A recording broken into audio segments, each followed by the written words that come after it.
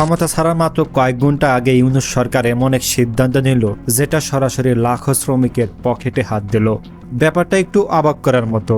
16ই ফেব্রুয়ারি মানে নতুন সরকার শপথ নেবে তার পরের দিন ঠিক সেই মুহূর্তে ডক্টর ইউনূসের অন্তর্বর্তীকালীন সরকার একটা প্রজ্ঞাপন জারি করলো।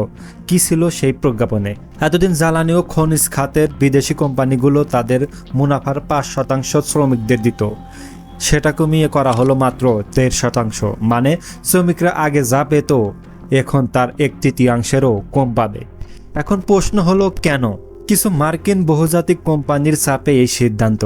জ্বালানি উপদেষ্টা নিজেই বললেন, আমেরিকা কোম্পানিগুলো 5%-এর কারণে সমুদ্রের তেল অনুসন্ধানের দরপত্রে অংশ নিচ্ছিল না। তৎকালীন শ্রম উপদেষ্টা শাখাতো স্বীকার করলেন জ্বালানি মন্ত্রণালয় আর বিনিয়োগ বন্ধের হুমকিতেই এই সিদ্ধান্ত। শ্রমিক নেতারা, শ্রমিক সংগঠন সবাই আপত্তি জানিয়েছিল, এমনকি দ্বিপক্ষীয় বৈঠকেও তীব্র বিরোধিতা হয়েছে, কিন্তু কোনো কাজ হয়নি।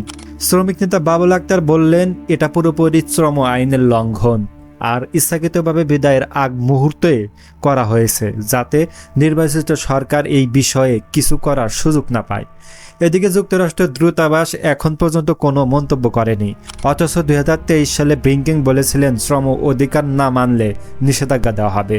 তাহলে শ্রমিকের অধিকার রক্ষায় কথা বলা আর শ্রমিকের পাওনা কমানোর চাপ দেওয়া, এই দুটোই কি একসাথে চলে? এই ইস্যুতে আপনার কি মনে হচ্ছে কমেন্টে জানান।